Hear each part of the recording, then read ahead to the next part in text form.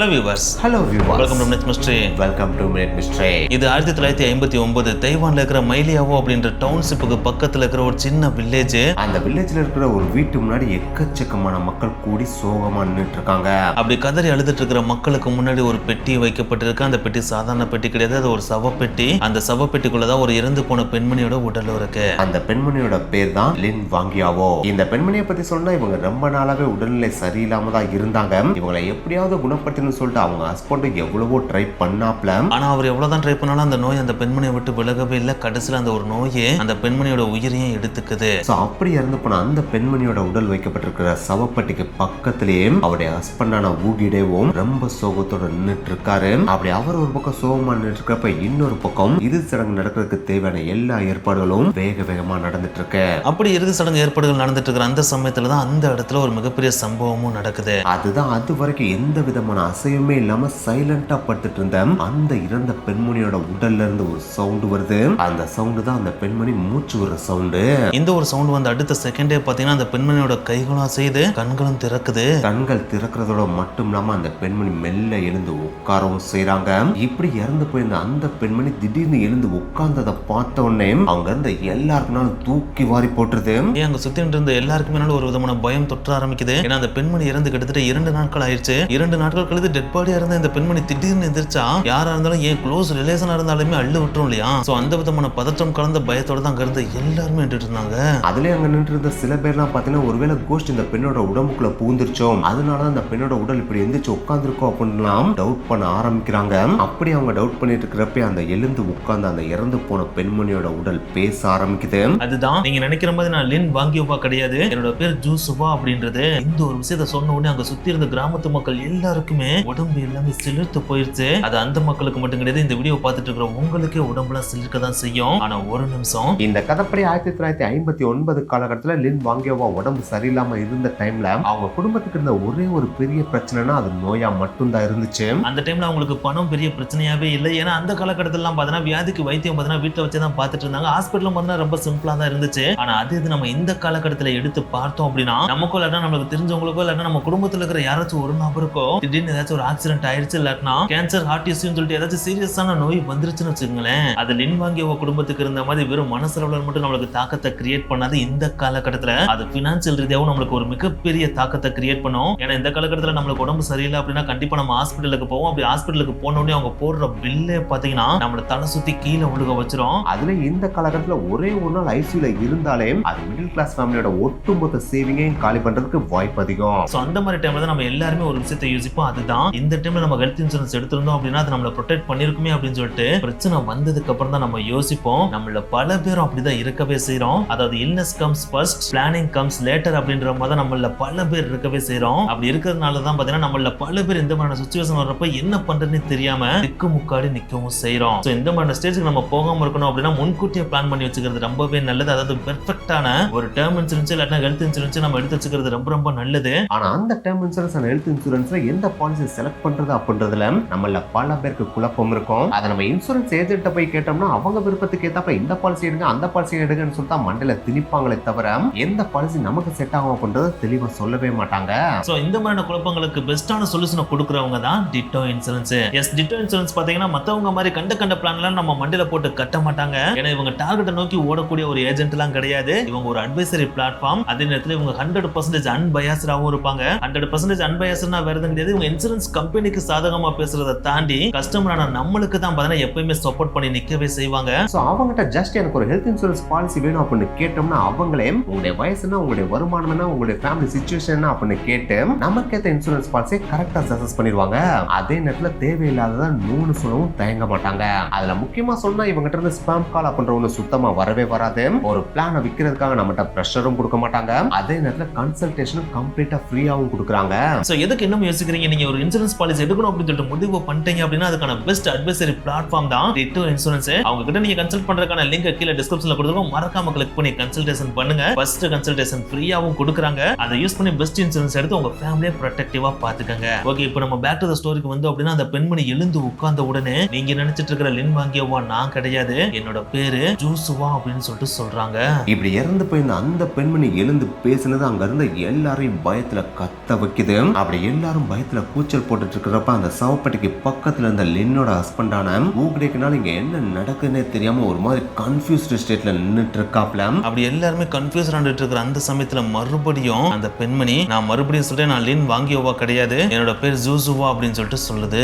இப்படி அன்னைக்கு டேல இறந்து போன அந்த பெண்மணி எழுந்து பேசின இந்த ஒரு விஷயம் அந்த வில்லேஜ் மக்களை மட்டும் குழப்பமடைய வைக்கலாம், ஒட்டுமொத்த தெய்வம் நாட்டையுமே குழப்பமடைய வச்சுச்சு. ஏன் இந்த ஒரு விஷயம் தான் இன்னைக்கு வரைக்கும் இந்த உலகத்தோட தீர்க்கப்படாத மர்மமாவே தொடர்ந்துகிட்டும் இருக்கு. சோ அப்படி அன்னைக்கு அங்க என்ன நடந்துச்சு, அந்த இறந்து போய் மறுபடியும் உயிர் தெழுந்து வந்த அந்த பெண்மணி யாரு, அவங்க எப்படி இறந்து போய் மறுபடியும் உயிர் தெழுந்தாங்க, அவங்க உயிர் தெழுந்ததுக்கு அப்புறம் நிகழ்ந்த நிகழ்வுகள்லாம் என்ன அப்படின்ற பல மிஸ்ட்ரி நிறைந்த ஒரு உண்மை நிகழ்வு தான் எனக்கு வீடியோல பார்க்க போறோம். ஸ்கிப் பண்ணாம கடைசி வீடியோ பாருங்க. வாங்க வீடியோக்குள்ள போலாம். போறதுக்கு முன்னாடி நம்ம சேனல் சப்ஸ்கிரைப் பண்ணுங்க, சப்ஸ்கிரைப் பண்ணிட்டு போயிடலாம். கூடவே நம்ம வாட்ஸ்அப் அண்ட் ஃபேஸ்புக் பேஜை ஃபாலோ பண்ணிக்கோங்க, லிங்க் டிஸ்கிரிப்ஷன்ல இருக்கு.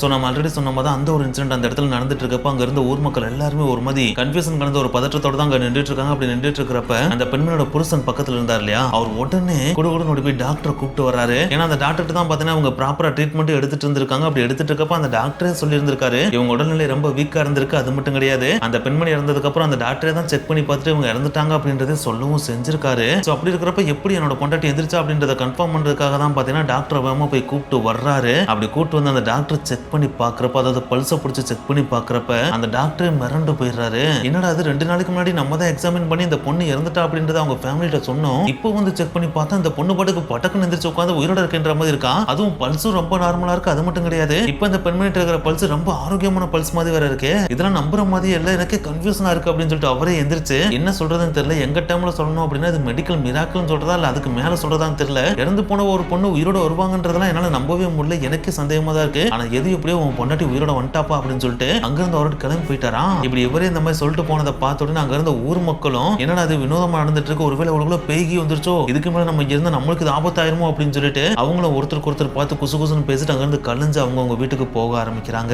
இப்படி அங்க இருந்த கிராம மக்கள் எல்லாருமே அவங்கவுங்க வீட்டுக்கு போயிட்டு இருக்கிற அந்த ஒரு சமயத்துல இந்த ஒரு பெண்மோட வீட்டுல இருக்கவங்க மட்டும் பாத்தீங்கன்னா அந்த வீட்டுக்குள்ள போறதுக்கு ஒரு மாதிரி பயந்துகிட்டு அங்க நின்ற மாதிரி அந்த பெண்மணியவே குறுகுறுன்னு பார்த்துட்டு இருக்காங்க. ஆனா இவங்க என்னத்தான் அப்படி பார்த்தாலும் அந்த பெண்மணி இவங்க ஒரு மாதிரி பார்த்துட்டு இருந்தாலும் அப்படின்னு கேட்டா அதான் கிடையாது. அந்த பொண்ணு பாட்டுக்கு அசால்ட்டா டபக்குன்னு எந்திரிச்சு என்ன வெளியே வந்துட்டு இருக்கீங்க, வாங்க வீட்டுக்குள்ள போவோம்னு சொல்லிட்டு அந்த பொண்ணு பாட்டுக்கு படப்படன்னு சொல்லிட்டு வீட்டுக்குள்ள போயிருது. இதை பார்த்துனே அந்த ஃபேமிலி மெம்பர்ஸ்னால என்ன பண்றது எது பண்றதுனே தெரியல. ஏன்னா நீங்களே இந்த சிச்சுவேஷனை இமேஜின் பண்ணி பாருங்க, ஒருத்தவங்க இறந்து போயிட்டாங்க அப்படின்னு சொல்லிட்டு சவப்பெட்டிக்குள்ள வச்சு மாலை கீழே போட்டு அந்த வீடியோ பார்த்தனா இறந்து போன மாலையா மனத்துட்டு இருக்கிற அந்த ஒரு சமயத்துல இறந்து போன அந்த ஒரு பாடி உயிரோட மறுபடியும் வீட்டுக்குள்ள போச்சுன்னா அல்லு விடுமா விடாதா, அந்த ஒரு அல்லோட தான் அவங்க இருக்காங்க. இருந்தாலும் பரவாயில்ல, நைட்டு தூங்கி எந்திரிச்சு காலையில என்னன்னு கேட்போம்னு சொல்லிட்டு அவங்களும் வீட்டுக்குள்ள போயிட்டு நைட்டு பயந்த சுபாவத்தோட தான் தூங்குறாங்க. என்னத்தான் தூங்கினாலும் அவங்களுக்கு தூக்கமும் வர மாட்டேங்குது. ஏன்னா ஒருவேளை அவளுக்குள்ள பேய் போயிருச்சுன்னா ஓட்டுக்கு எந்திரிச்சு நைட்டோட நைட்டு நம்மள எல்லாத்தையும் கழுத்து நெரிச்சு கொண்டு விட்டானா நம்மளுக்கு என்ன ஆகுமோ அப்படின்ற பயத்தோட தான் அறத்தூக்கத்தோடய தூங்கியும் தூங்காத மாதிரி தூங்கிட்டு இருக்காங்க. இப்படியே டைம் டேக்கிங் ஆகுது. அடுத்த நாள் காலையில ஆகுது. அப்படி காலை ஆன உடனே தான் அந்த பெண்மணியோட புருஷனை எதிர்பார்க்காத ஒரு சம்பவமும் அங்க நடக்குது.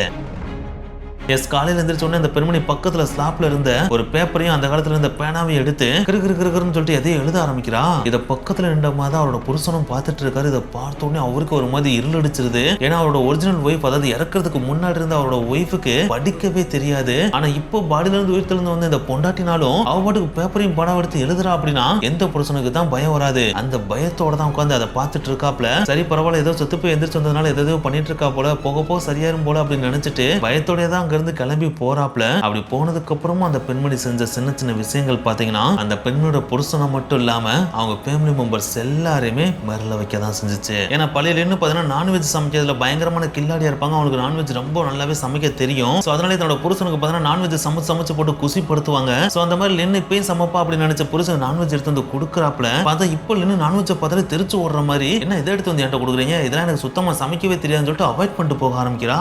சோ இதை பாக்குறப்ப புருஷனுக்கு ஒரு மாதிரி வீடாவும் இருக்கு, அதே நேரத்துல கன்ஃபியூஷனாவும் இருக்கு. சரி இதுதான் அப்படின்னு பார்த்தா இறக்கிறதுக்கு முன்னாடி வரைக்கும் லின்னு பாத்தீங்கன்னா உடல் ரீதியா அவ கொஞ்சம் வீக்கா இருந்தனால அந்த அளவுக்கு பெருசா வீட்டு வேலை எதுவுமே பார்க்க மாட்டா. ஆனா இப்போ இறந்து உயிர் தெழுந்து வந்ததுக்கு அப்புறம் பொண்டாட்டியோட ஆக்டிவிட்டி பாத்தீங்கன்னா கம்ப்ளீட்டா கான்ட்ராஸ்டா வித்தியாசமா இருக்கு. ஏன்னா இப்பெல்லாம் பாத்தீங்கன்னா காலையில எந்திரிச்சிருந்து நைட்டு தூங்குற வரைக்கும் ரெஸ்டே கிடையாது. அவ பாட்டுக்கு வீட்டுல இருக்கிற எல்லா வேலையும் எழுத்து போட்டு டப்புன்னு பண்ண ஆரம்பிக்கிறா. இதோட நிப்பாட்டினா கூட பரவாயில்ல, என்ன தோட்டத்து வேலை அப்படியே கிடக்காமல அவங்க எல்லாம் சொல்லி நான் கேள்விப்பட்டேன், எதுக்கு தோட்டத்துல அப்படியே கிடக்கு நான் போய் பாக்குறேன் அப்படின்னு சொல்லிட்டு தோட்டத்து வேலையும் போய் எழுத்து போட்டு பண்ற அளவுக்கு பயங்கர ஆக்டிவா இருந்திருக்கா. சோ இதெல்லாம் பாக்குறப்போ அவரோட புருஷன் ஒரு மாதிரி சாக்கானமா தான் இருக்கவே செய்யறாப்ல. இந்த சாக்குக்கு இது மட்டும் காரணம் கிடையாது, இத்தனை வருஷமா அவர் தன்னோட பொண்டாட்டி கூட இருந்திருக்காப்ல இல்லையா. சோ அப்படி இருக்கிறப்ப தன்னோட பொண்டாட்டி எப்படி இருப்பா, எப்படி ட்ரெஸ் பண்ணுவா, எப்படி நடப்பா, எப்படி அவரோட ஆக்டிவிட்டிஸ்லாம் இருக்கும் அப்படின்னு சொல்லிட்டு எல்லாமே பக்காவா அவருக்கு தெரியும் இல்லையா. அந்த எந்த ஒரு ஆக்டிவிட்டியுமே இறந்து உயிர் திறந்ததுக்கு அப்புறம் அந்த பொண்டாட்டி கிட்ட சுத்தமா கிடையவே கிடையாது. இப்போ பொண்டாட்டியா இருக்கிற இவ பாத்தீங்கன்னா கம்ப்ளீட் கான்ட்ராஸ்டா அவளோட ட்ரெஸ்ஸிங் சென்ஸும் மாறி இருக்கு, அவ நடக்கிற நடையும் மாறி இருக்கு, அவளோட ஆக்டிவிட்டிஸும் வித்தியாசமா தான் இருக்கு, அவ பேசுற பேச்சோட ஸ்லாங் கூட பாத்தீங்கன்னா கொஞ்சம் வினோதமா தான் இருக்கவே செஞ்சிருக்கு. அதாவது உயிர் தெளிந்து வந்த அந்த லின் பேசுற பேச்சு வழக்கு பாத்தீங்கன்னா நார்மலா அந்த ஊர் மக்கள் பேசுற தைவான் லாங்குவேஜ் மாதிரி இல்லாம ரொம்பவே வித்தியாசமான ஒரு ஸ்லாங் மாதிரி இருந்திருக்கு.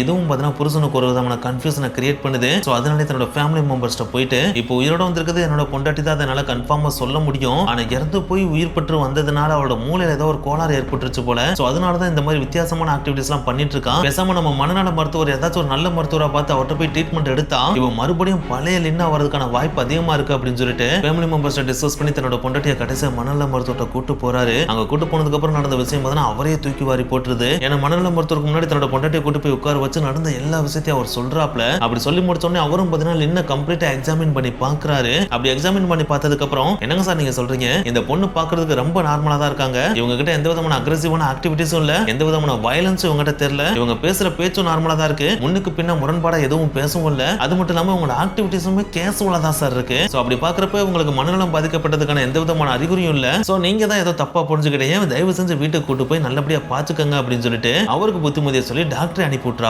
சோ இதை கேட்டோன்னே லின்னோட புருஷனுக்குனால ஒரு மாதிரி ஆகி போயிருது. என்னடா அது டாக்டர்கிட்ட கேட்டா இப்படி சொல்றாங்க, ஆனா வீட்டுக்கு வந்து அவளோட ஆக்டிவிட்டிஸ்லாம் வித்தியாசமா இருக்கு, இப்போ அவளை நம்ம எப்படி தாண்டா எடுத்துக்கிறது அப்படின்னு சொல்லிட்டு ஒரு விதமான கன்ஃபியூஸ்டு ஸ்டேட்டோட தான் தன்னோட பொண்டாட்டியை கூட்டிட்டு வீட்டுக்கு வர்றாப்ல. அப்படி வீட்டுக்கு வந்ததுக்கு அப்புறம் ஒருவேளை நம்ம தான் ரொம்ப ஓவரா திங்க் பண்றோம் போல, நம்மளுக்கு தான் ஒரு மாதிரி சாக்கு இருக்கனால இவ பண்றதுலாம் வித்தியாசமா தெரியுது போல, சரி கொஞ்ச நாள் விட்டு தான் பாப்போமே, அப்படி விட்டு பார்த்ததுக்கு அப்புறமா சரியாயிடுச்சு அப்படின்னா நம்ம நல்லாவே வாழலாம் அப்படின்னு சொல்லிட்டு அடுத்து இதை கண்டுக்கிறாத மாதிரி மூவ் பண்ணலாம் சொல்லிட்டு மூவ் பண்ணி போறாப்ல. ஆனா என்னத்தை தான் இவர் இந்த மாதிரி மூவ் பண்ணாலும் அடுத்தடுத்து இவ பண்ற செயல்களும் சின்ன சின்ன விஷயங்களும் வினோதமா தான் இருக்கு. அது எதுவுமே தன்னோட பழைய ஒய்ஃப் பண்ண மாதிரி இல்லன்றத அவரால் தெளிவா புரிஞ்சுக்க முடியுது. சோ இப்படியே நாட்கள் ஓடுது. ஒரு ஸ்டேஜுக்கு மேல இதை கன்ஃபார்ம் பண்ணி ஆகணும், பேசாம சைக்காட்ரிக் ஹாஸ்பிட்டல் எதாச்சும் போய் அட்மிஷன் போட்டலாமா அப்படின்னு சொல்லிட்டு தன்னோட ஃபேமிலி மெம்பர்ஸ் டிஸ்கஸ் பண்ணிட்டு தன்னோட பொண்டாட்டிட்ட வந்து என்ன மன்னிச்சிருமா, நானும் உன் கூட நார்மலா வாழணும்னு ஆசைப்படுறேன், ஆனா உன்னோட ஆக்டிவிட்டிஸ் எனக்கு கொஞ்சம் வித்தியாசமா இருக்கு, பேசாம நீ கொஞ்ச நாள் போய் சைக்காட்ரிக் ஹாஸ்பிட்டல் அட்மிட் ஆகி ட்ரீட்மெண்ட் எடுத்துட்டு வா, அப்படி வந்ததுக்கு அப்புறம் நார்மல் ஆயிட்டா நம்ம சேர்ந்து சந்தோஷமா வாழலாம் அப்படின்னு சொல்லிட்டு தன்னோட பொண்டாட்டிய சைக்காட்ரிக் ஹாஸ்பிட்டலுக்கு கூப்பிடுறாரு. அப்படி கூப்பிடுற அந்த ஒரு சமயத்துல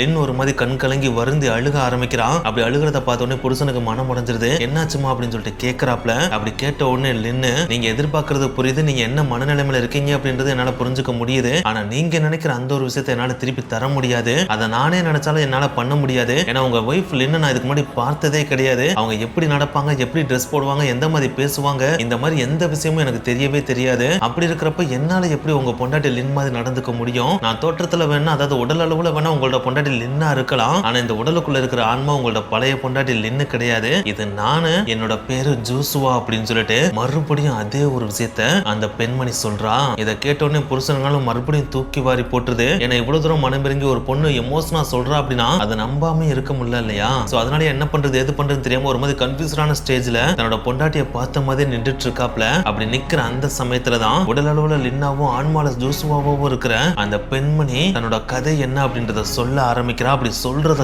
கேட்கிறப்பதான் அவளோட ஹஸ்பண்டே பாத்தீங்கன்னா, என்னடா இது நாள் வரைக்கும் இது வெறும் புராண கதை தான், சின்ன வயசுல நம்மள பயமுறுத்துறதுக்காக சொன்ன கதை நினைச்சிட்டு இருந்தோம், ஆனா இது உண்மையிலே நடக்குதா அப்படின்னு சொல்லிட்டு அவரே இருளடைஞ்ச மாதிரி பார்க்கவே செஞ்சாராம். ஏன்னா அவரோட ஊர் சைடு எல்லாம் பாத்தீங்கன்னா எப்பயுமே ஒரு விதமான கதை சொல்லிட்டு இருப்பாங்க. அந்த கதையில நிறைவேறாத ஆசையோட பூமியில சுத்திட்டு இருக்கிற சில ஆண் மக்கள் இறந்து போன உடலை எப்பயுமே தேடிட்டு இருக்குமோ, அப்படி தேடி ஏதாச்சும் ஒரு உடலை கண்டுபிடிச்சிருச்சு அப்படின்னா, அதற்கான உடலை கண்டுபிடிச்சிருச்சுன்னா அந்த உடலுக்குள்ள இது போய் உட்புகுந்து மறுபடியும் உயிர் தெளிந்து வரும் அப்படின்னு சொல்லிட்டு அவங்களோட ஊர் சைடு பயமுறுத்துறதுக்காக சில கதைகளை சொல்லிட்டு இருந்திருக்காங்க. அந்த கதைகள் வெறும் பொய்ன்னு மட்டும் தான் நம்ம நினைச்சிட்டு இருந்தோம், ஆனா அது இப்ப நம்ம பொண்டாட்டி வழியா உண்மையாவே நடக்குதா அப்படின்னு சொல்லிட்டு அவரே மெய் மறந்துதான் ஒரு விதமான சாக்கிங்கோட அவ சொல்றத கேட்கிறாப்ல. அப்படி என்ன சொன்னாங்கன்னு பார்த்தீங்கன்னா, என்னுடைய பேர் ஜூஸ்வா, நான் சைனாக்கு பக்கத்தில் இருக்கிற கின்மன் ஐலாண்டில் தான் பிறக்கவே செஞ்சேன். அப்படி அங்கே பிறந்த என்ன பார்த்தீங்கன்னா எங்கள் அம்மா அப்பா கண்ணு கருத்துமா பார்த்து பார்த்து வளர்த்துட்டு இருந்தாங்க. அப்படி வளர்த்துட்டு இருக்கப்பயே சரியா எனக்கு 17-18 வயசாகிறப்ப சைனாக்கும் தைவானுக்கு இடையில போர் மூல ஆரம்பிச்சிச்சு. அந்த போர்ல பயங்கரமா பாதிக்கப்பட்ட இடம் வேற எதுவும் கிடையாது, நான் வாழ்ந்த ஐலாண்டான கின்மன் தான். ஏன்னா இந்த கின்மன் ஐலாண்ட் பார்த்தீங்கன்னா சைனாவுக்கும் தைவானுக்கு இடையில இருக்கு. இப்படி இடையில இருக்கனாலேயே தைவான் சைனாவை தாக்குனாலும் சரி, சைனா தைவானை தாக்குனாலும் சரி, இந்த கின்மன் ஐலாண்ட் அடிவாங்க தான் செய்யும். அப்படி ஒரு இக்கட்டான சூழ்நிலையில தான் அந்த காலகட்டத்தில் எங்க ஐலாண்ட் இருக்கவே செஞ்சுச்சு. அதுலயே ஒரு கட்டத்துல எல்லாம் பாத்தீங்கன்னா இன்னும் கொஞ்சம் எக்ஸாக்டா சொன்னா 1958 வருஷம் சைனீஸ் பீப்புள்ஸ் லிபரேஷன் ஆர்மி எங்க ஐலாண்ட் மேல 823 ஆர்டிலரி பம்பார்ட்மெண்ட் அப்படின்னு சொல்லிட்டு குண்டு மலையை பொழிஞ்சாங்க. அந்த குண்டுகள்ல எங்க ஐலாண்டே தவிடுபடியாச்சு. அந்த குண்டுகள்ல இருந்து தப்பிக்கிறதுக்காக எக்கச்சக்கம் பேரு எங்க ஐலாண்ட்ல இருந்து வேற இடத்துக்கு இடம்பெயரவும் செஞ்சாங்க. அப்படித்தான் நானும் என் ஃபேமிலியும், அதாவது நானும் என் அம்மா அப்பாவும் அங்க இருந்து தப்பிக்கிறதுக்காக இரவு டைம்ல கடலோரமா மக்கள் கூட்டம் அதிகமா இருந்த ஒரு போட்ல ஏறி தப்பிக்க முற்பட்டோம். அப்படி நாங்க தப்பிக்க ட்ரை பண்றப்ப அந்த போட்ல ஏறி கடல் வழியில போயிட்டு இருக்கிறப்ப துரதிருஷ்டவசமா ஒரு குண்டு எங்க போட்டு மேலே வந்து விழுந்துச்சு. அப்படி விழுந்த அந்த குண்டால எங்க போட் தவிடுபடியாவும் ஆச்சு. அந்த போட்ல பயணித்த எக்கச்சக்கம் பேர் இறக்கவும் செஞ்சாங்க. அதுல என் அம்மா அப்பாவும் என் கண் முன்னாடியே இறக்கவும் செஞ்சாங்க. ஆனா அந்த ஒரு துரதிருஷ்டமான சம்பவத்துல நான் மட்டும் எப்படியோ உயிர் பிழைச்சிட்டேன். அப்படி உயிர் பிழைச்சனா அந்த உடைந்த போட்டோட பாகங்களை புடிச்சுக்கிட்டு எப்படியாவது என் உயிரை காப்பாத்தணும் அப்படின்னு சொல்லிட்டு அங்க இங்க நீந்திட்டு இருந்தேன். அப்படி நான் நீந்திட்டு இருக்கப்பதான் தூரத்துல எனக்கு ஒரு போட் கண்ணுக்கு தெரிஞ்சு. அந்த போட்டை பார்த்ததும் என்ன காப்பாத்துங்க காப்பாத்துங்கன்னு பலத்த குரல்ல கத்துனே என்னுடைய சவுண்டை கேட்டு அந்த போட்டும் எனக்கு பக்கத்துல வந்துச்சு. அப்படி என்ன நோக்கி வர்ற போட்டை பார்த்துட்டு நம்ம உயிர் பிழைச்சிருவோம் அப்படின்னு தான் நான் நினைச்சிட்டு இருந்தேன். ஆனா நான் நினைச்சதுக்கு அப்படியே ஆப்போசிட்டா அந்த போட் என்ன காப்பாத்தாம கொல்ல போகுது அப்படின்றது அந்த சமயத்துல எனக்கு தெரியல. எஸ், என்ன நோக்கி வந்த போட்ல பாத்தீங்கன்னா சில ஃபிஷர்மேன் இருந்தாங்க. அந்த ஃபிஷர்மேன் என்ன காப்பாத்தாம என்னுடைய கழுத்துலயும் கையில இருந்த தங்க நகையில புடுங்கிட்டு என்ன தண்ணியில முக்கிய கொன்னுட்டாங்க. அப்படி அவங்க என்ன கொல்றப்ப அந்த போட்ல இருந்த ஒரே ஒரு ஃபிஷர்மேன் மட்டும்தான் இதெல்லாம் தப்பு, இப்படி பண்ணாதீங்க அப்படின்னு சொல்லிட்டு அவங்கள தடுத்தாரு. ஆனா அவரையும் அடிச்சு போட்டுட்டு இவங்க என்ன கொல்லதான் செஞ்சாங்க. அந்த சமயத்துல எனக்கு தோணுனதெல்லாம் இதுதான், மிகப்பெரிய குண்டுல இருந்தே தப்பிச்சிட்டோம், இந்த கடல்ல இருந்து மட்டும் எப்படியாவது கரைக்கு போயிட்டாம் நம்மளுடைய கனவு வாழ்க்கையை வாழலாம் அப்படின்னு தான் நான் நினைச்சிட்டு இருந்தேன். ஆனா அந்த ஆசையை இந்த மீனவர்கள் தவிடு புடியாக்குனது என்னுடைய மனசுல ஒரு தீரா கோவமா மாறுச்சு. அப்படி மாறினாலே அந்த மீனவர்கள் என்னை தண்ணியில முக்கி கொன்னப்ப என்னுடைய உடல் மட்டும்தான் இறந்துச்சே தவிர என்னுடைய ஆன்மா உடல்ல இருந்து பிரிந்து வந்து இந்த உலகத்துல சுத்த ஆரம்பிச்சிச்சு. அப்படி சுத்தின என்னுடைய ஆன்மா அந்த கடலோட கரையான ஊஜியாகங்க அப்படின்ற இடத்துல இருந்த ஆங்சி டெம்பிளுக்கும் போச்சு. அப்படி போனா அந்த கோயில இருந்த கடவுள்கிட்ட ஒரே ஒரு விஷயத்த மட்டும் தான் கேட்டேன், நான் எந்த ஒரு தப்புமே பண்ணதில்ல, அப்படி இருக்கும்போது என்னை ஏன் இவ்வளவு சின்ன வயசுலயே கொன்னுட்ட அப்படின்னு சொல்லித்தான் அந்த கடவுள்கிட்ட கேட்டு அழுதேன். அப்படி நான் போய் அழுத கோயில இருக்க தெய்வமே யாருன்னு பாத்தீங்கன்னா சிஸ்திகர்ப போதிஷ்டவா. இவருடைய முக்கியமான படியே இந்த உலகத்துல நிறைவேறாத ஆசையோட சுற்றி திரியும் ஆன்மாக்கள் இருக்கும் பாத்தீங்களா, அந்த ஆன்மாக்களோட ஆசையை கேட்டிருந்தா அதோட ஆசையில ஒரு நியாயம் இருந்தா அதை இந்த கடவுள் நிறைவேற்றி தருவாரு.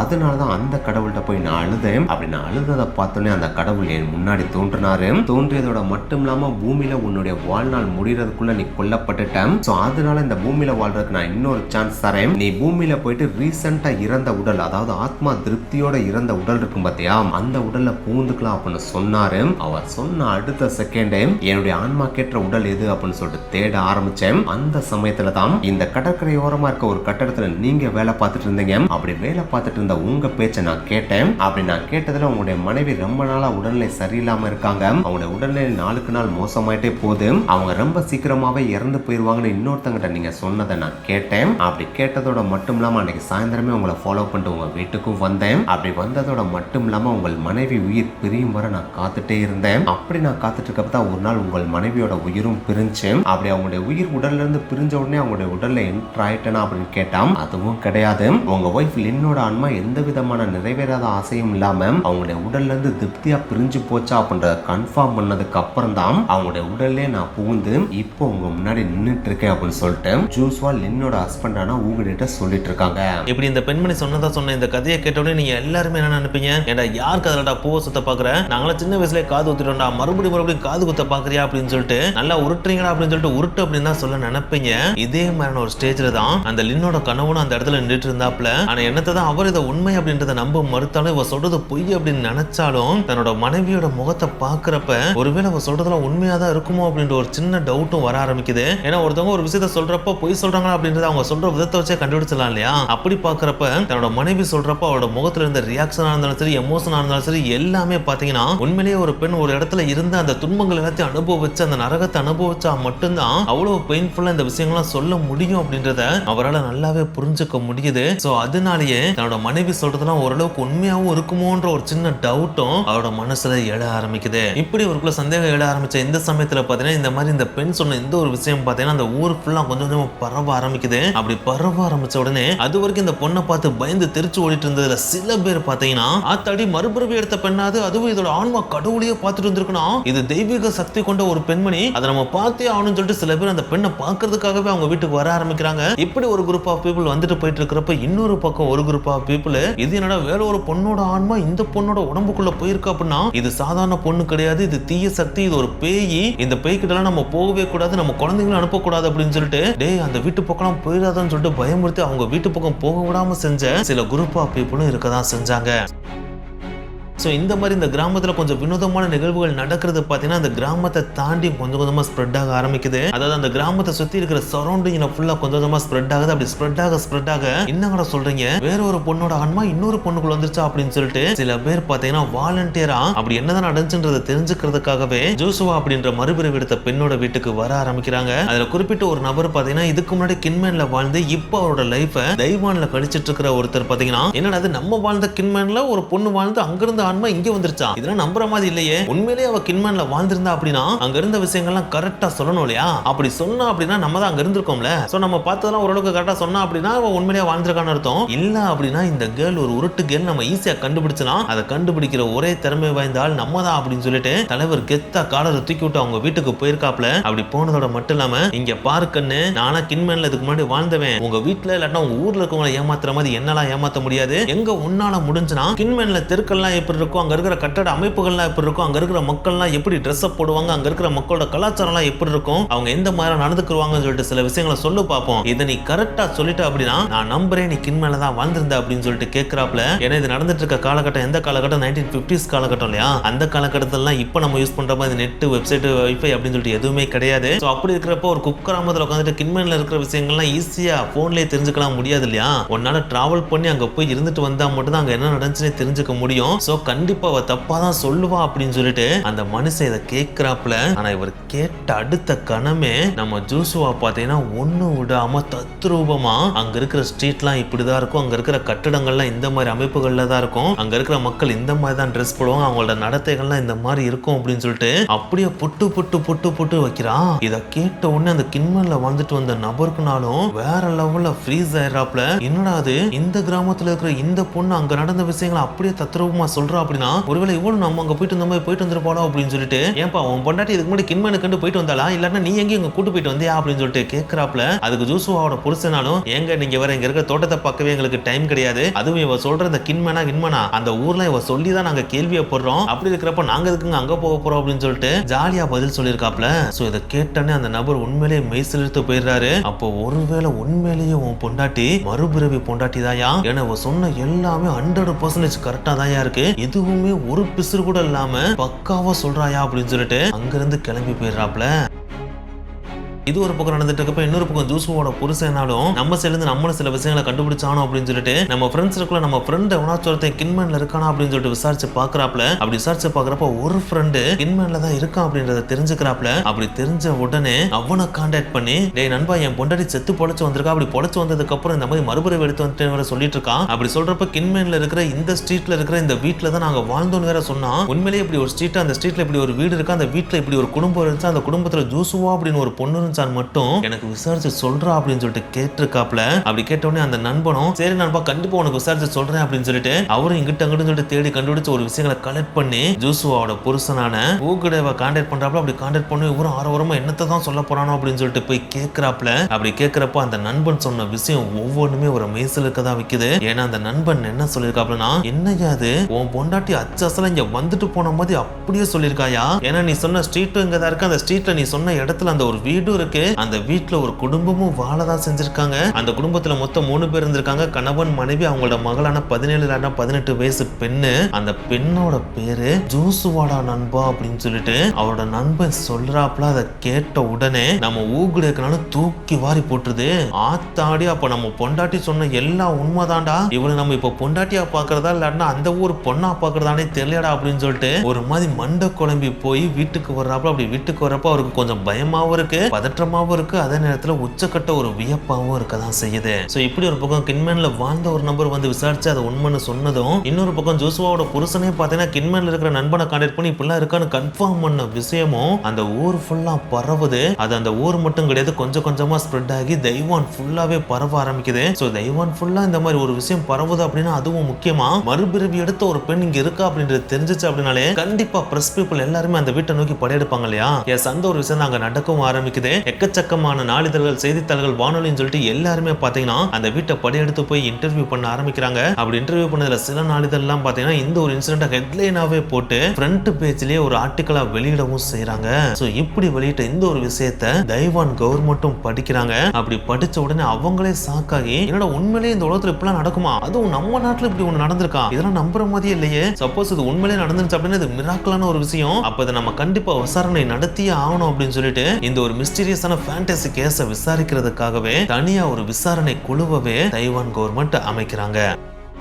அப்படி அமைத்த அந்த குழுல சும்மா பேருக்கு 2-3 பேரை சேர்த்துட்டு போய் விசாரிச்சுட்டு வாங்க அப்படின்னு சொல்லிட்டுலாம் கவர்மெண்ட் அனுப்பல. அவங்க அமைத்த அந்த குழுல முக்கியமான நபர்கள் இருந்தாங்க. அதுல குறிப்பிட்டு சொல்லணும் அப்படின்னா சில டாக்டர்ஸ் இருந்தாங்க, சில கவர்மெண்ட் அபிஷியல்ஸ் இருந்தாங்க, கவர்மெண்ட்ல முக்கியமான பொறுப்புல இருக்கிற சில பேரும் அதுல இருந்தாங்க அப்படின்னு சொல்லிட்டு அந்த கமிட்டியை பாத்தீங்கன்னா பக்காவான ஒரு விசாரணை குழு கமிட்டியா தான் கவர்மெண்ட் உருவாக்கி அந்த ஒரு கமிட்டியை தான் இப்ப ஜோசுவாவை விசாரிக்கிறதுக்காக அனுப்பவும் செய்யறாங்க. அப்படி அனுப்பப்பட்ட அந்த ஒரு கமிட்டி இப்ப ஜோசுவா கிட்ட விசாரணையும் தொடங்குறாங்க. அப்படி அவங்க விசாரணை தொடங்குறப்பே ஊகிடோட ஃபர்ஸ்ட் ஒய்ஃபான லின் வாங்கியோவா இருக்காங்க பாத்தீங்களா, அவங்கள பத்தி கம்ப்ளீட் டீடைல்ஸ் அக்கம் பக்கத்துல இருக்க எல்லாத்தையும் கேட்டு தெரிஞ்சுக்கிறாங்க. ஏன்னா இது தெரிஞ்சுக்கிட்டா மட்டும் தானே ஜோசுவா சொல்றது எவ்வளவு தூரம் உண்மையா இருக்கும் இல்ல பொய்யா இருக்கும்ன்றத அசஸ் பண்ண முடியும். சோ அதனாலே அதை ஃபர்ஸ்ட் தெரிஞ்சுக்கிறாங்க. அப்படி தெரிஞ்சதுக்கு அப்புறம் தான் ஜோசுவாட்ட போய் விசாரணை தொடங்குறாங்க. அப்படி தொடங்குறப்பே பாத்தீங்கன்னா உங்களுக்கு படிக்க தெரியுமா எழுத தெரியுமா அப்படின்னு சொல்லிட்டு கேட்கிறப்ப ஜோசுவா ரொம்ப ஃப்ளூயண்டா மாண்டரின் லாங்குவேஜ்ல பேசவும் செய்றாங்க. பேசுறதோட மட்டும் இல்லாம கின்மேன்ல புழக்கத்துல இருக்க லாங்குவேஜை எழுதவும் செய்றாங்க.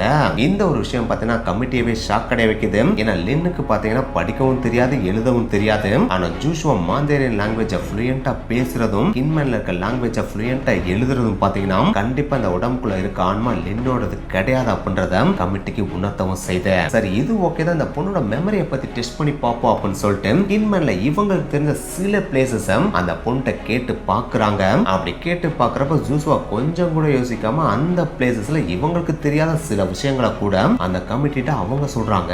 இந்த ஒரு விஷயமும் அந்த கமிட்டியை வாய பழக்க வைக்குது. ஏன்னா ஊகிடோட ஃபர்ஸ்ட் ஒய்ஃபான லின் இருக்காங்க பாத்தீங்களா, அவங்க இந்த வில்லேஜை விட்டு வெளியில போனது ரொம்ப ரொம்ப ரேரு. அப்படி இருக்கிறப்ப கடல் தாண்டி சைனாக்கு பக்கத்துல இருக்க கின்மேனுக்கு அவங்க போயிருக்க வாய்ப்பே கிடையாது. அப்படி போகலாம் அப்படின்னா அங்க இருக்க பிளேசஸையும் பார்த்துருக்க மாட்டாங்க இல்லையா. ஆனா அத சூசு அப்படியே சொல்றது அந்த கமிட்டிக்கு ஒன்ஸ் அகைன் இந்த உடம்புக்குள்ள இருக்குது சூசுவா தான் அப்படின்றத ப்ரூவ் பண்ணவும் வைக்குது. சரி, நம்ம இவங்களுடைய மெமரி, லாங்குவேஜ், லிட்டரேச்சரை பத்தி நம்ம தெரிஞ்சுக்கிட்டோம். இவங்களோட ஹேபிட்ஸ் எப்படி இருக்கு, இவங்களுடைய ஆக்டிவிட்டிஸ் எப்படி இருக்கு அப்படின்றத மானிட்டர் பண்றதுக்காக சில நாட்கள் அங்கேயே தங்கி இவங்களை அப்சர்வ் பண்ணவும் செய்றாங்க. அப்படி அப்சர்வ் பண்ணதுல அவங்களுடைய ஆக்டிவிட்டிஸா இருந்தாலும் சரி, ஹேபிட்ஸா இருந்தாலும் சரி, இல்ல அவங்களுடைய ட்ரெஸ்ஸிங்ஸா இருந்தாலும் சரி, இல்ல வாக்கிங்கா இருந்தாலும் சரி, எல்லாமே அப்படியே எக்ஸாக்டா அதாவது கான்ட்ராஸ்டா லின்ல இருந்து மாறுபடதான் செஞ்சிருக்கு.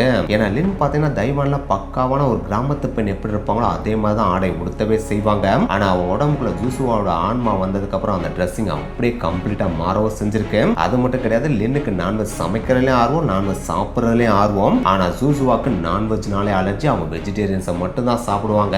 அதனாலே அந்த லோக்கல் பீப்புள் இவங்களை வெஜிடேரியன் ஆண்ட் அப்படின்னு சொல்லி கூப்பிடவே செஞ்சிருக்காங்க. இதுக்கெல்லாம் மேல லின் இறக்குறப்ப அவங்களுக்கு 37 இருந்து 40 வயசுக்குள்ள ஆயிருக்கும். அந்த வயசுக்கு எந்த மாதிரி நடக்க முடியும், எந்த மாதிரி எல்லாம் அவங்களால வேலை பார்க்க முடியுமோ அந்த மாதிரி தான் அவங்களோட ஆக்டிவிட்டிஸ் எல்லாமே இருந்திருக்கு. ஆனா அவங்க இறந்து மறுபடியும் உயிர் பெற்று எழுறப்ப அவங்களோட ஆக்டிவிட்டிஸ் எல்லாம் அந்த வயசு அதாவது 30 இருந்து 40 வயசுக்குரிய ஆக்டிவிட்டிஸ் மாதிரியே இல்லாம அது கம்ப்ளீட்டா ஆப்போசிட்டா மாதிரி ஒரு 17 இருந்து 18 வயசு பொண்ணு எந்த அளவுக்கு ஆக்டிவா இருக்குமோ அந்த அளவுக்கு ஆக்டிவா இவங்க மாறி இருக்காங்க.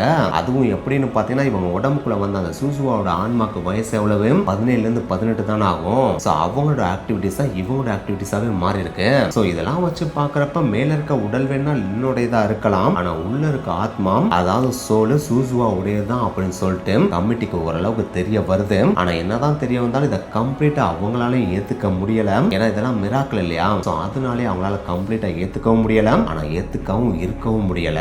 சோ அதனாலே தைவான் கவர்மெண்ட் அமைச்ச அந்த கமிட்டி இதெல்லாம் உண்மையிலே தைவான்ல நடந்த ஒரு மிராக்கிளான விஷயம், இதை நம்ம எவ்வளவு டாக்குமெண்ட் பண்ண முடியுமோ அவ்வளவு டாக்குமெண்ட் பண்ணி வச்சாங்க அப்படின்னு சொல்லிட்டு அங்க இருந்து கிளம்பி போனாங்களாம்.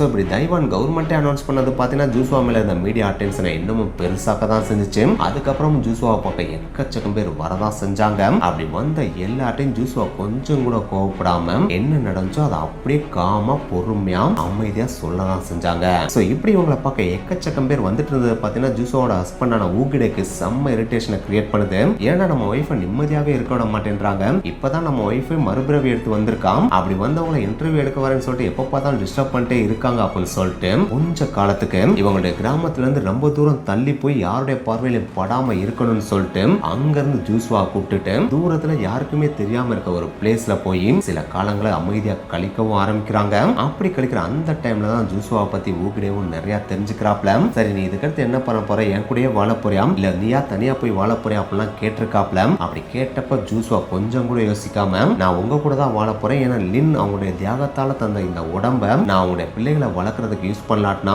அது நான் அவங்களுக்கு பண்ற மிகப்பெரிய துரோகமாயிரும். சோ அதனாலே நான் உங்க கூட தான் வாழ போறேன். ஆனா எனக்குன்னு சில கனவுகள் இருக்கு. அதாவது எனக்கு மறுபிறவி தந்த அந்த கடவுளை உயிர் இருக்கும் வரையில போற்றி வழிபடுறதாம் என்னுடைய கடமையே. சோ அதுக்காகவே நான் ஒரு கோயில் கட்டலாம்னு ஆசைப்படுறேன். அது மட்டும் இல்லாம எனக்கு கிடைச்ச இந்த 2வது லைஃப் எல்லாருக்கும் நன்மை பயக்கும் மேல எல்லாருக்குமே நன்மை தான் செய்ய போறேன் அப்படின்னு சொல்லியிருக்காங்க. அப்படி இவங்க இப்படி சொல்றதை கேட்டோன்னே ஊகிடேக்கனால சந்தோஷம் பொறுக்க முடியல. ஏன்னா தன்னுடைய வைஃப் என் கூட காலம் ஃபுல்லா இருக்க போறான்ற முயற்சியில துண்டி குதிக்கிறாரு. குதிக்கிறதோட மட்டும் இல்லாம யாருக்கே தெரியாம இருக்கிற அந்த பிளேஸ்ல சில காலங்கள் நிம்மதியா வாழவும் செய்றாங்க. அதுக்கப்புறம் தன்னுடைய மனைவியோட ஆசையை நிறைவேற்றுறதுக்காகவே மறுபடியும் அவங்க சொந்த கிராமத்துக்கு திரும்பி வரவும் செய்றாங்க. அப்படி திரும்பி வந்தவங்க அவங்களோட விருப்பப்படியே பார்த்தீங்கன்னா அவங்க பழைய வீட்டுக்கு பக்கத்திலேயே பார்த்தீங்கன்னா அவங்க விருப்பப்பட்ட அந்த ஒரு கோயிலையும் கட்டுறாங்க. அப்படி கோயிலை கட்டுற அந்த ஒரு சமயத்துல மீடியாவோட அட்டென்ஷன் மறுபடியும் அவங்க மேல விழ ஆரம்பிக்குது. அப்படி விழ ஆரம்பிச்ச உடனே மீடியாலையும் பார்த்தீங்கன்னா இவங்களை பத்தி மறுபடியும் எழுத ஆரம்பிக்கிறாங்க. அப்படி எழுதுற இந்த ஒரு விஷயம் பார்த்தீங்கன்னா ஸ்கெப்டிக்ஸ் இருப்பாங்க பாத்தீங்களா, அதாவது இந்த மாதிரியான விஷயங்கள்லாம் நம்பாம இருக்கிற சில பேர் இருப்பாங்க பாத்தீங்களா, அவங்க இவங்களை பற்றின டீடைல்ஸை கேதர் பண்ணி இவங்க சொல்றதெல்லாம் பொய் தாங்க, இதெல்லாம் உண்மையே கிடையாது, இவங்க ஒன்றும் மறுபிறவி பெண்ணலாம் கிடையாது, இவங்களுக்கு இருக்கிறது ஒரு டிஸார்டர், அதுவும் இது multi personality disorder. So multi personality டிஸார்டர்னால தான் இவங்க ஒரு டைம்ல இந்த ஒரு பெண்ணாவும் இன்னொரு டைம்ல அந்த ஒரு பெண்ணாவும் இவங்களே யூகிச்சுக்கிட்டு இந்த மாதிரி நடந்துச்சு அந்த மாதிரி நடந்துச்சுன்னு சொல்லிட்டு இவங்கள அடிச்சு விடுறத இவங்க உண்மையான நம்பிக்கிட்டாங்க அப்படின்னு சொல்லிட்டு ஸ்கெப்டிக்ஸ் ஒரு பக்கம் அவங்க கருத்துக்களை வைக்கிறாங்க. ஆனா என்னத்தை தான் அவங்க இந்த மாதிரியான கருத்துக்களை வச்சாலும் ஒரு மல்டி பர்சனாலிட்டி டிஸார்டர் இருக்கிற ஒரு பர்சனால பார்த்தீங்கன்னா தன்னோட கேரக்டரை வேணா சேஞ்ச் பண்ண முடியும். அதாவது ஒரு டைம்ல ரொம்ப சாஃப்டா அமைதியா இருக்கிற ஒரு கேரக்டர் மாதிரி இருந்து இன்னொரு டைம்ல கம்ப்ளீட்டா கான்ட்ராஸ்டா அக்ரெசிவா வேற லெவல்ல கோபுற ஒரு கேரக்டரா வேணா சேஞ்ச் ஆக முடியுமே தவிர ஓவர் நைட்ல நான் பாட்டுக்கு இன்னொரு லாங்குவேஜை கத்துக்கிட்டேங்க அந்த லாங்குவேஜ் என்னால ஃப்ளூயண்டா பேச முடியும் எழுத முடியும்னு சொல்லிட்டு கம்ப்ளீட் கான்ட்ராஸ்டா மாறதுக்குலாம் வாய்ப்பே கிடையாது. அதெல்லாம் லேர்னிங் ப்ராசஸ், அதெல்லாம் முன்கூட்டியே லேர்ன் பண்ணியிருந்தா மட்டும்தான் மறுபடியும் அதை பண்ண முடியுமே தவிர ஒரு டிஸார்டர் வந்து ஓவர் நைட்ல இப்படி மாறதுக்குலாம் வாய்ப்பே கிடையாது. ஸோ இது மல்டி பர்சனாலிட்டி டிஸார்டர் இருக்கிறதுக்கு வாய்ப்பே கிடையாது அப்படின்னு சொல்லிட்டு சில எக்ஸ்பர்ட்ஸ் அவங்களோட கருத்துக்களையும் வைக்க தான் செஞ்சாங்க. அண்ட் அதுக்கப்புறமும் பார்த்தீங்கன்னா இவங்களோட அபரிவிதமான இந்த ஒரு கதை, அதாவது மறுபிறவி கதை, உண்மை கதை பார்த்தீங்கன்னா ஜப்பான், இங்கிலாந்து, அமெரிக்கான்னு சொல்லிட்டு அங்க இருக்கிற எக்ஸ்பர்ட்டையும் பிடிச்சி இருக்க தான் செஞ்சுச்சு. அவங்களும் வந்து பார்த்தீங்கன்னா இவங்கள்ட்ட சில விஷயங்களை கேட்டு தெரியவும் செஞ்சாங்க, இன்டர்வியூ எடுக்கவும் செஞ்சாங்க. அப்படி எடுத்து பார்த்ததுக்கு அப்புறம் அவங்க சொன்ன ஒரே ஒரு விஷயம் இதுதான். பல பேர் இவங்க என்ன சொன்னாங்க அப்படின்னு பார்த்தீங்கன்னா இவங்க ஜூஸ்வா மாதிரி நடிக்க தான் செய்றாங்க, இவங்க உண்மையிலேயே ஜூஸ்வா கிடையாது அப்படின்னு சொல்லிட்டு சொன்னாங்க. ஆனா நாங்க ஆராய்ச்சி பண்ணதன் படி பாக்குறப்ப இவங்க ஜூஸ்வாவா நடிக்கிறதுனால உங்களுக்கு எந்த ஒரு லாபமும் கிடையாது. அதுல லாபம் இருக்கு, அதுல எக்கச்சக்கமான சொத்து வரப்போது, பணம் வரப்போதுன்னா அதுல ஒரு லாஜிக் இருக்கு. ஆனா அப்படி எதுவுமே இல்லாம இவங்க ஜூஸ்வாவா நடிக்க வேண்டிய அவசியமே இல்ல. அடுத்து நம்ம போனோம் அப்படின்னா ஒரு மீடியா அட்டென்ஷனுக்காக ஒருத்தவங்க இப்படி பண்றாங்க அப்படின்னா ஃபுல் அண்ட் ஃபுல் மீடியாவை மறுபடியும் கூப்பிட்டு அவங்களுக்கு இன்டர்வியூ கொடுத்துட்டே தான் இருப்பாங்க. அது மட்டும் கிடையாது, அதன் மூலமா காசும் பார்க்க ஆரம்பிச்சிருப்பாங்க. ஆனா அந்த மாதிரி எந்த ஒரு விஷயத்தையுமே அவங்க பண்ணவே கிடையாது. ஏன் ஒரு ஸ்டேஜுக்கு மேல மீடியா அளவுக்கு அதிகமா அவங்ககிட்ட வர இவங்களே டென்ஷன் ஆகி அவாய்ட் பண்ணிட்டு மீடியால இருந்து ரொம்ப தூரம் தள்ளி இருந்ததும் பாத்தீங்கன்னா இவங்க இதை மீடியா அட்டென்ஷனுக்காக பண்ணல, இவங்களா தான் வாழ்ந்திருக்காங்க அப்படின்றது நம்மளால புரிஞ்சுக்க முடியுது. சோ இதெல்லாம் வச்சு பாக்குறப்போ ஒருவேளை இவங்க மறுபிறவி எடுத்தவங்களா கூட இருக்கலாம். ஆனா இது சயின்ஸுக்கு ரொம்ப அப்பாற்பட்ட விஷயம். சோ அதனால இதை முழுமையா எங்களால மறுபிறவி தான் அப்படின்னு சொல்லிட்டு அடிச்சு சொல்ல முடியாது. இருந்தாலும் இது மறுபிறவி இல்ல அப்படின்னு எங்களால அடிச்சு சொல்ல முடியாது. சோ இது கொஞ்சம் வித்தியாசமான மிஸ்ட்ரியான ஒரு கேஸ் தான் அப்படின்னு சொல்லிட்டு அந்த எக்ஸ்பர்ட்ஸ் எல்லாமே அங்கிருந்து கிளம்பி போக தான் செஞ்சாங்க. அண்ட் இதுக்கெல்லாம் மேல ஃபைனலா இந்த ஒரு பெண்ணு ஜூஸ்வாவோட மறுபிறவி தான் அப்படின்றத அடிச்சு சொல்ற மாதிரி தைவான் கவர்மெண்ட் கண்டுபிடிச்ச ஒரு விஷயம் இந்த உலகத்தையே மரல வச்சுச்சு அப்படின்னே சொல்லலாம். ஏன்னா இந்த ஜூஸ்வா தனக்கு நடந்த கொடூரத்தை ஓப்பனாவே சொன்னாங்க இல்லையா, அப்படி சொல்றப்ப என்ன சொல்லியிருந்தாங்க, நாங்க படகுல தப்பிச்சு வர்றப்ப குண்டு விழுந்து எங்க அம்மா அப்பா இறந்து போயிட்டாங்க, அதுக்கப்புறம் நான் தத்தளிச்சிட்டு இருக்கப்ப மீனவர்கள் வந்து காப்பாத்துற மாதிரி காப்பாத்தினாங்க, அப்படி காப்பாத்துறப்ப நான் பொழைக்க போறேன்னு நினைச்சிட்டு இருக்கப்பதான் அவங்க என்னை காப்பாத்தலாம் வரல, என் இருக்க விஷயங்கள் எடுத்துட்டு என்ன கொல்ல போறாங்கன்றது தெரியாம இருந்து அவங்க கடைசியில என்னை கொல்லவும் செஞ்சாங்கன்னு சொல்லியிருந்தாங்க இல்லையா. சோ அப்படின்னா அந்த மீனவர்கள் மீனவர்களை நம்ம கண்டுபிடிச்சோம் அப்படின்னா இதோட உண்மைத்தன்மை என்னன்னு நம்ம தெரிஞ்சுக்கலாம் அப்படின்னு சொல்லிட்டு தைவான் கவர்மெண்ட் அந்த மீனவர்களை தேட சொல்லி உத்தரவும் பிறப்பிக்கிறாங்க. அப்படி பிறப்பிச்ச உடனே கவர்மெண்ட் அபிஷியல்ஸ் அந்த மீனவர்களை தேடுற பணியில தீவிரமா ஈடுபட்டு கடைசியா ஒரே ஒரு மீனவனை கண்டுபிடிக்கிறாங்க. அந்த மீனவனை கண்டுபிடிச்சு கேள்வி கேட்கிறப்ப அந்த மீனவனே வேற லெவல்ல சாக்காகி, என்னங்க சார் சொல்றீங்க, அன்னைக்கு நைட்டு நடந்த அந்த ஒரு விஷயத்தை நீங்க ஏதோ நேர்ல வந்து பார்த்த மாதிரி ஒவ்வொரு விஷயத்தையும் புட்டு புட்டு வச்சு என்கிட்ட கேள்வி கேட்கறீங்க, இதுக்கெல்லாம் வாய்ப்பே கிடையாது சார். இந்த ஒரு விஷயத்த ஒரு பெண்ணு சொல்லியிருக்காங்க அப்படின்னா அப்ப கண்டிப்பா அது அந்த இறந்து போன பெண்ணா தான் சார் இருக்கணும். நான் இந்த உண்மையை எப்பயோ சொல்லணும்னு சொல்லிட்டு முடிவு பண்ணேன். ஆனா இதை போய் நான் போய் சொல்ல போய் கடைசியில் நானும் கெட்டவனா மாதிரி என்னையும் தூக்கி ஜெயில போட்டாங்க அப்படின்னா நானும் போய் ஜெயில மாட்டிக்கிறேன் சார் அப்படின்னு சொல்லிட்டு அந்த மீனவர் சொல்லியிருக்காப்ல. அப்படி சொன்ன அந்த மீனவர் யார் அப்படின்னு சொல்லிட்டு கேட்டீங்கன்னா, மற்ற மீனவர்கள் எல்லாருமே அந்த பெண்ணை கொண்டுட்டு இருக்கப்போ ஒரே ஒரு மீனவர் மட்டும் அந்த பொண்ணு தயவு செஞ்சு விட்டுருங்க, அந்த பொண்ணுக்கு உயிர் பிச்சை கொடுங்கன்னு சொல்லிட்டு கேட்டுட்டு இருந்தாரு பாத்தீங்களா.